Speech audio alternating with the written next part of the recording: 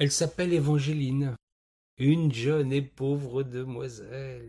Elle vit dans une belle province française et effectue différents travaux qui s'offrent à elle pour gagner sa croûte. En cette année 1751, elle cueille des pommes qui sont plus précoces que d'habitude. En ce début de septembre, du côté de Châtellerault, les caisses s'accumulent sur les quais de la Vienne, prêtes à être expédiées vers la capitale. Il s'appelle Gabriel, beau marinier du Cher. Ce berrichon, solide et vigoureux, est apprécié de ses compagnons. Il est de ces gens qui sont toujours d'humeur joyeuse. Il chante à merveille tout en s'accompagnant de sa vieille à roue qui le suit partout. Il a embarqué dès l'âge de 12 ans. La Loire et surtout ses affluents sont son seul univers. Il se trouve que leurs destins vont se croiser en ce premier jour de septembre. Évangéline, pour une raison qui lui échappe véritablement, a été chargée d'accompagner la cargaison des belles pommes rouges jusqu'à Paris. En descendant la Vienne, remontant la Loire jusqu'à Combleu, puis par le canal d'Orléans pour rejoindre la ville du roi. Il se peut que, par sa beauté, elle fasse espérer de meilleures ventes aux marchands. Il se murmure également qu'elle est destinée à devenir servante chez un négociant poitevin qui a fait fortune à Paris et qui désire n'avoir que des filles de son pays à son service. Évangéline porte son baluchon et tous les rêves d'une demoiselle de 16 ans, encore naïve en toutes choses, quand elle monte sur le chaland où Gabriel est gabier. Gabriel, tout juste plus âgé qu'elle, remarque instantanément cette jeune fille au visage si avenant.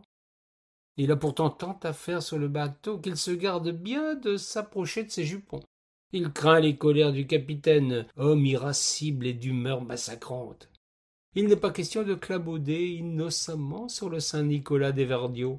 Ce serait la certitude d'être débarqué à l'étape suivante sans même le paiement de ses gages. Gabriel ne la quitte pas des yeux durant tout le voyage. On peut dire, sans risque de se tromper, qu'il est épris avant même que de lui avoir adressé la parole. Quant à Évangéline, elle n'est pas insensible aux œillades de ce grand nigaud qui pense le faire discrètement.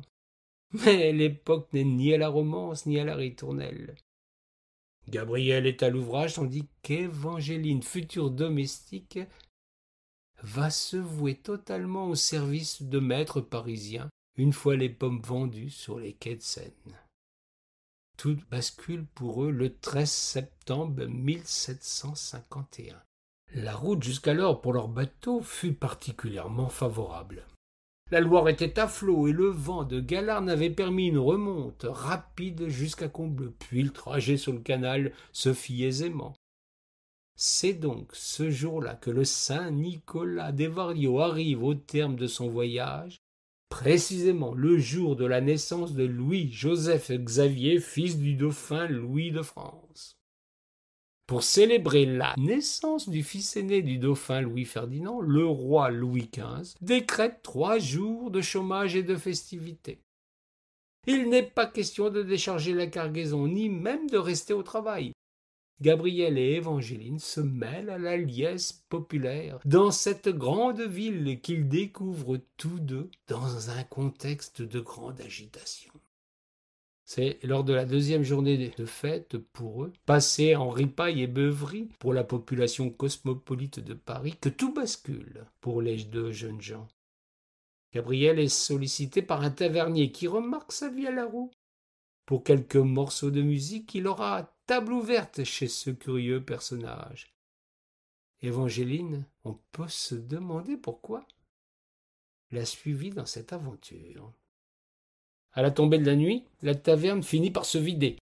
Gabriel laisse son instrument. Évangéline et lui souhaitent jouer une toute autre partition, seuls par les rues désertes de la ville.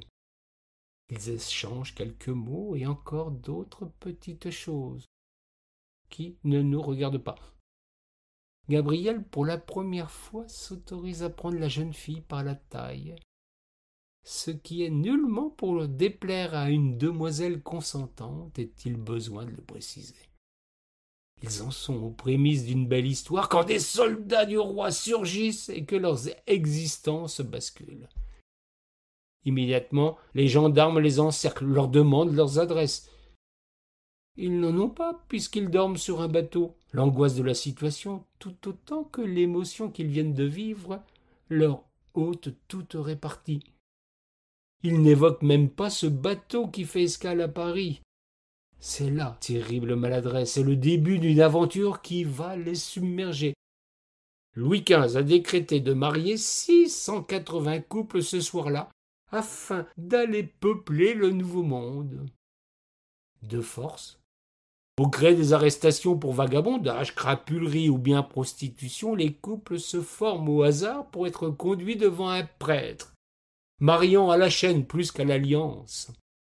Dans l'histoire, l'Église a souvent été prompte à se faire la complice des pires abjections. Gabriel et Évangeline, dans leur malheur, ont cependant le bonheur de n'être pas séparés. Ils se retrouvent même mari et femme, ce qui, avouons-le, n'est pas pour leur déplaire. S'ils ne sont pas fâchés par le début de cette aventure, ils seront hélas fort marris par la suite des événements.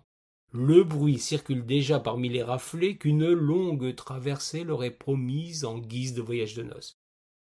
Fort heureusement, Gabriel avait eu la présence d'esprit de réclamer à prendre quelques affaires dans la taverne voisine. Il tombe sur un brave soldat qui obtempère à sa quémande. C'est ainsi que tous deux se chargent de leur baluchon, qui leur sera fort utile, tandis que le garçon part avec son instrument de musique. Sorte de sésame pour ce long voyage.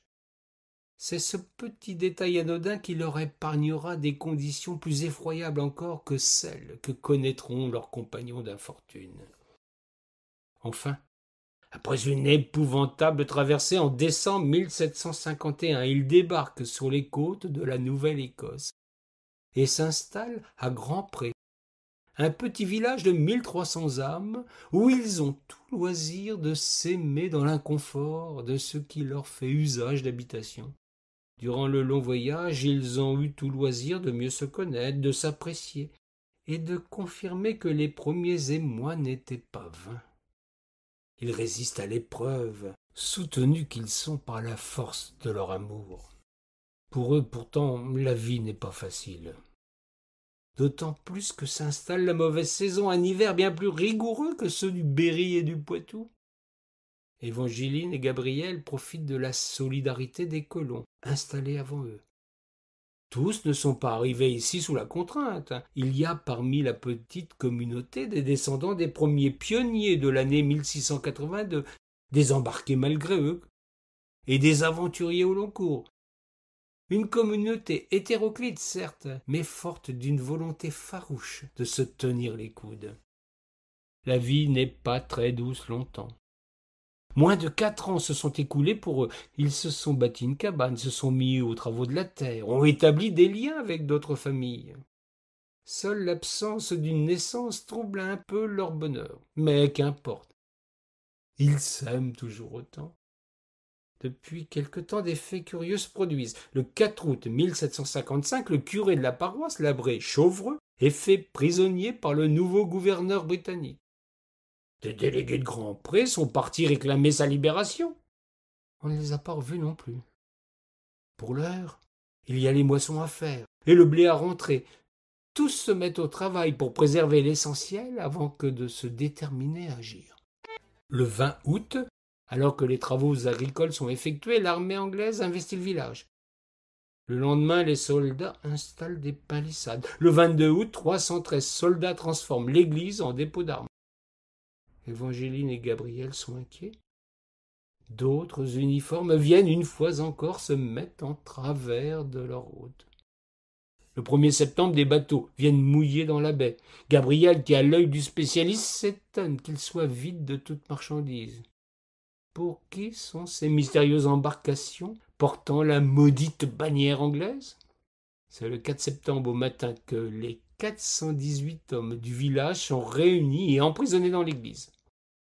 C'est le début du grand dérangement.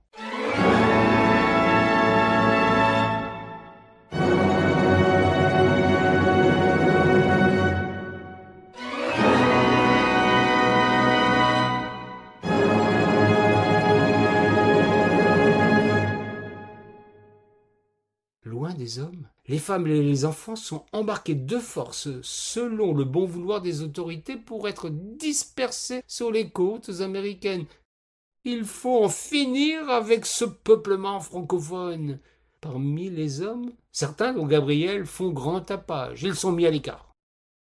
C'est quelque temps plus tard que Gabriel va être à son tour embarqué.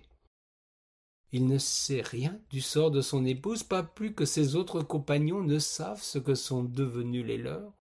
C'est sous la contrainte qu'ils partent pour une longue traversée.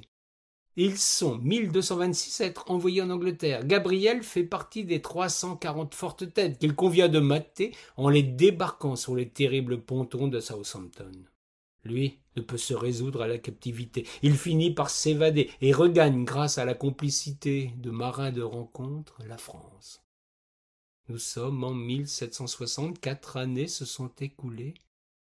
Il n'a aucune nouvelle de son Évangéline. Il est bien décidé à retourner sur le continent américain pour tenter de la retrouver. Gabriel a entendu parler les hommes sur les bateaux de Loire.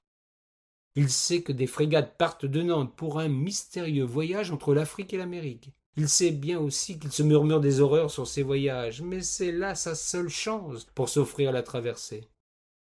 Il trouve engagement sur un navire négrier quai de la Fosse et part en septembre 1760 avec le fol espoir de retrouver sa bien-aimée. De ce voyage, nous ne dirons rien. L'horreur n'a ni couleur ni exclusivité. Ce que les Britanniques firent aux Acadiens n'était déjà pas très beau. D'autres commettent des atrocités contre des humains qu'ils vendaient comme du bétail. Les Anglais encore, les Hollandais et les Français se partagent ce commerce honteux qui donna l'opportunité à Gabriel de débarquer début mars 1761 en Caroline du Sud.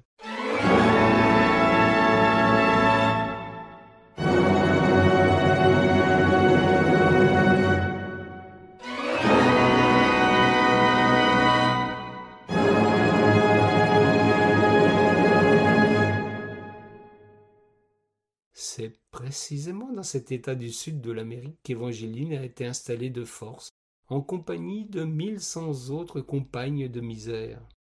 Elle est devenue infirmière, s'est consacrée aux soins de ceux qui échouent dans le port. Elle a conservé au fond de son cœur l'espoir délirant de retrouver son homme, et se dit que dans un hôpital, elle a plus de chances de le croiser. C'est le 22 mars 1761 que la destinée leur jouera un merveilleux tour à sa façon, précisément le jour de la mort de celui qui avait provoqué leur départ. Louis de France rendait l'âme à Paris au moment où Gabriel et Évangéline se retrouvent enfin.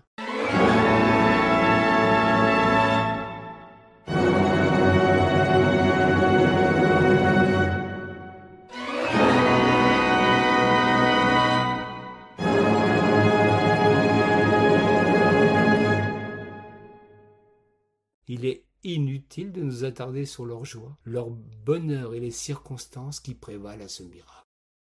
Gabriel s'est blessé à la main sur le bateau négrier qu'il a fui à la faveur d'une escale à Charleston. Il a besoin d'un pansement et se présente dans ce dispensaire où l'attend justement son épouse. L'enjeu est de courte durée. Il n'envisage pas de vivre ainsi dans ce pays hostile où l'on vend des hommes comme du bétail. Ils entreprennent un long périple pour regagner Grand-Pré. Un voyage incroyable, une distance délirante pour l'époque. C'est pourtant avec une détermination sans faille qu'ils se lancent dans cette expédition insensée. Si la foi soulève des montagnes, l'amour permet de traverser un continent. Cela leur demande beaucoup de temps, des efforts surhumains, des expédients pas toujours avouables. 4 années. Leur longue traversée dure plus de 1400 jours. Ils y ont mis toute leur énergie, toute leur détermination pour aller jusqu'au bout de ce rêve, retrouver leur cabane au Canada et cette vie qu'ils ont décidé de faire leur. Tout ne fut pas simple durant ces jours interminables, quelques rapines, des travaux humiliants, des mains tendues ou des doutes qui se tournent, et toujours des insultes pour ces maudits Français. Enfin, c'est le 4 septembre 1765, 10 ans jour pour jour après le départ contraint d'Évangéline, que le couple arrive à Grand-Pré.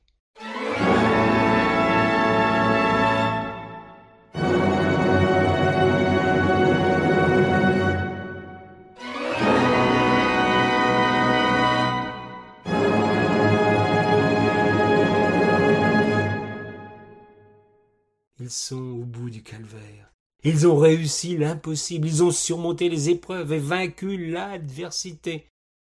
Naïvement, ils se présentent devant leur humble demeure, frappent et demandent à entrer à ceux qui y sont installés. Que croyaient-ils? Qu'espéraient-ils? Un autre miracle, eux qui avaient bénéficié de la clémence du destin? Folie que cela! L'homme dans la cabane prend une arme.